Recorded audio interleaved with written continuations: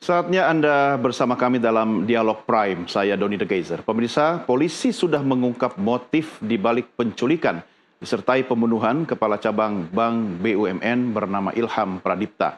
Dan TNI juga terus memeriksa 2 oknum anggota mereka yang terlibat. Mari sama-sama kita bahas terkait perkembangan kasus ini. Kami sudah terhubung melalui sambungan Zoom dengan narasumber kami. Yang pertama ada Kepala Subdirektorat Penerangan Masyarakat Polda Metro Jaya, Ajun Komisaris Besar Polisi Ronald Simanjuntak. Selamat sore Pak Ronald, apa kabar? Selamat sore Mas Doni, sehat, kabar baik, gimana sebaliknya? Iya, salam sehat selalu. Terima kasih sudah bersama kami. Pak Ronald, bagaimana perkembangan terkini soal kasus ini Pak? Ya, tadi sudah disampaikan pada saat rilis oleh Bapak Direktorat Kriminal Umum, ya sudah diamankan 15 orang para pelaku dari 4 klaster, ya. Yang klaster pertama adalah klaster rencana atau perencanaan penculikan korban sebanyak 4 orang. Kemudian klaster kedua adalah klaster eksekutor penculikan korban sebanyak 5 orang.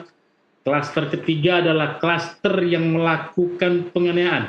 Ya, eksekutor melakukan penganiayaan yang mengakibatkan korban meninggal dunia. Kemudian klaster keempat adalah klaster yang membuntuti atau surveillance.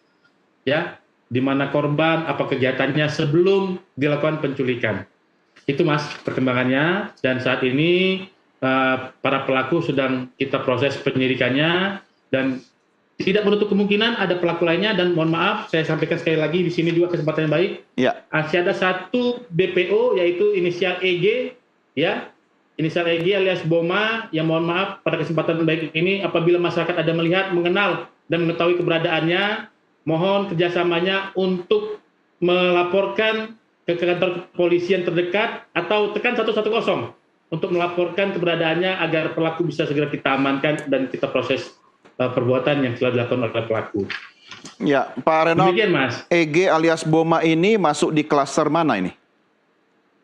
Dia klaster surveillance, ya pembuntutan. Yang membuntuti ya? Diberikan kartu nama, ya betul, kartu nama korban, MIP, kemudian dari situ mereka mencoba mengikuti apa kegiatannya, di mana tempat cocok untuk dilakukan penculikan, yaitu sampai dengan salah satu tempat perbelanjaan yang ada di Jakarta. Ya, nama EG alias Boma ini muncul berdasarkan hasil penelusuran saksi atau tersangka atau seperti apa, Pak? Ya, ini dari berdasarkan keterangan dari para tersangka lainnya. Ya, dia merupakan salah satu dari tersangka yang masuk klaster keempat, yaitu sebagai surveillance, yaitu pembuntut sebelum korban dilakukan penculikan. Apakah ini DPO ini merupakan DPO terakhir atau bisa jadi ada muncul nama lain yang akan bersama-sama EG alias Boma ini, Pak Ronald? Seperti yang tadi Bapak Direktur Kriminal Umum sampaikan, masih ada nama-nama lain kemungkinan yang saat ini Kepolisian Polda Metro Jaya, yaitu Direktur Kriminal Umum, masih mendalami ya beberapa keterlibatan beberapa nama selain dari 15 nama tersebut. Ya, masih mendalami lagi karena kami sampaikan di forum ini juga bahwa tersangka dengan inisial C alias K yang sebagai mastermind-nya ini sampai sekarang kan belum terbuka kepada penyidik karena masih ada yang ditutupi. Oleh sebab itu penyidik masih mencari cara mendekati tersangka tersebut, kemudian dengan alat bukti lainnya, baik secara kriminal scientific investigation, kemudian dengan cara konvensional, yang nanti dengan alat-alat bukti tersebut membuat tersangka C alias K ini untuk membuka tabirnya, membuka motifnya, mau jujur pada penyidik, ya apa sebenarnya dan apa sih yang kenapa sih dilakukan itu, kemudian dari mana sih sumber dananya, kemudian rekening mana yang akan mereka simpan. Karena kan sampai saat ini C alias K ini masih belum menyampaikan benar-benar terbuka kepada penyidik. Demikian Mas. Kenapa kira-kira Pak Ronald mereka masih menutup-nutupi? Apakah ada indikasi melindungi sosok tertentu atau mungkin ketakutan akan ancaman terhadap keselamatan jiwanya gitu Pak? Ya, kan memang haknya korban untuk menghindar atau untuk mengelak dari perbuatannya. Oleh sebab itu dibutuhkan kepiawaian, dibutuhkan keahlian penyidik untuk mengungkap, sehingga dengan alat bukti yang sudah dikumpulkan oleh penyidik itu membuat korban, membuat pelaku ini untuk membuka, sehingga dia jujur untuk apa yang dia sudah lakukan. Karena saat ini sudah tidak bisa lagi kita menggunakan kekerasan, kita tidak bisa lagi mengintimidasi para pelaku, ya, karena sudah bukan eranya lagi. Jadi kita membuat para pelaku itu dengan cara membujuk, kemudian dengan alat bukti lainnya, ya, baik yang tadi saya sampaikan dengan scientific crime investigation, kemudian dengan cara konvensional, dengan bukti-bukti tersebut, ini loh alat bukti, apakah saudara mau ngelak lagi, ini loh hubungannya ini, dari keterangan si saksi ini dia menyatakan begini, dari keterangan ini begini, apa yang mau sampaikan? Masih mau bohong juga kepada penyidik. Akhirnya dengan seperti itu nanti pelaku atau C alias K ini akan membuka, ya, sehingga tidak dibutuhkan lagi kekerasan, bukan eranya lagi untuk melakukan kekerasan dalam proses penyidikan, Mas. Demikian. Pak Reynold, hasil keterangan pers hari ini Anda juga tentu ikuti sama-sama. Ternyata ada 2 oknum prajurit TNI yang terlibat atau disangkakan terlibat dalam kasus ini. Apa komentar Anda mewakili institusi Polri? Ya, dari Pongdam sangat terbuka sekali, dan kita joint investigation dalam proses penyidikan ini seperti yang tadi disampaikan oleh Bapak Direktur Kriminal Umum, dan Pongdam juga membukakan secara gamblang membukakan keterlibatan dari, kita harus sepakat ini oknum anggota TNI, dua oknum anggota TNI, ya, yang terlibat dalam perkara ini. Dan tadi dari Danpomdam juga sudah menyampaikan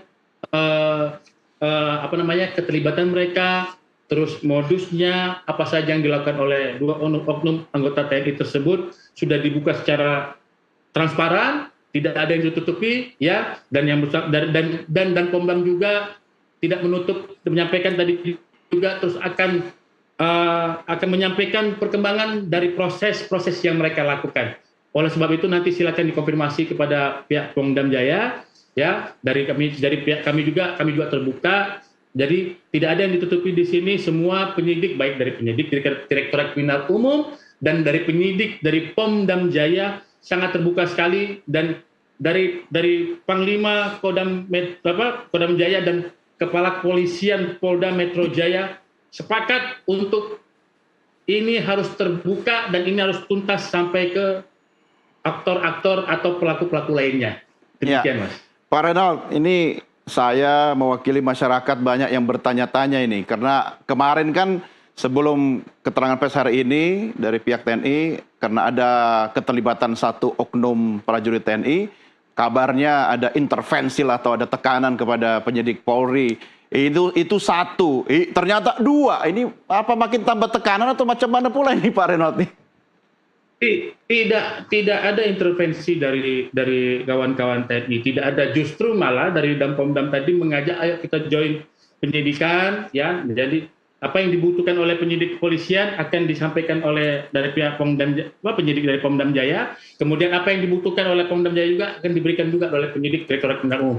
Ini betul-betul tidak ada sama sekali intervensi dan tidak ada, semua saling terbuka. Tadi juga dari Danpomdam juga sudah menyebutkan inisial dan pangkat di mana kesatuan dari oknum anggota tersebut berdinas. Ya, saya kira ini merupakan bukti bahwa dari Pongdam Jaya, dari Polda Metro Jaya ini sepakat untuk membuat terang tindak pidana ini dan untuk menemukan para pelaku-pelakunya dan memberikan efek jerah kepada para pelakunya sesuai dengan porsi kita masing-masing, yaitu dari hukum kemiliteran dan hukum sipil, gitu loh, Mas. Pak Reynold, yang ngajak joint investigation itu dari pihak Polri atau TNI, Pak? Ya, ini sama-sama. Jadi begitu ada keterlibatan, ada indikasi keterlibatan dari mereka, ya, untuk membuktikan ini dari pihak Polda Metro Jaya memberikan informasi tersebut kepada pihak Pongdam Jaya, dari pihak Pongdam akhirnya sama-sama untuk joint investigation ini, joint penyidikan ini kita lakukan, dan inilah hasilnya. Dan mereka juga tadi dari Pak Danpomdam juga, ya kan, menyampaikan kalau memang nanti ada keterlibatan anggota-anggota lainnya akan ditindak tegas dan akan diberikan hukum yang setimpal dengan perbuatan mereka. Karena dari Panglima juga kan menyampaikan, tadi sudah disampaikan oleh dan Pomdam, dari pimpinan mereka juga untuk sepakat untuk menindak tegas pada oknum-oknum atau anggota-anggota yang melanggar tersebut. Pak Reynold, ini asumsi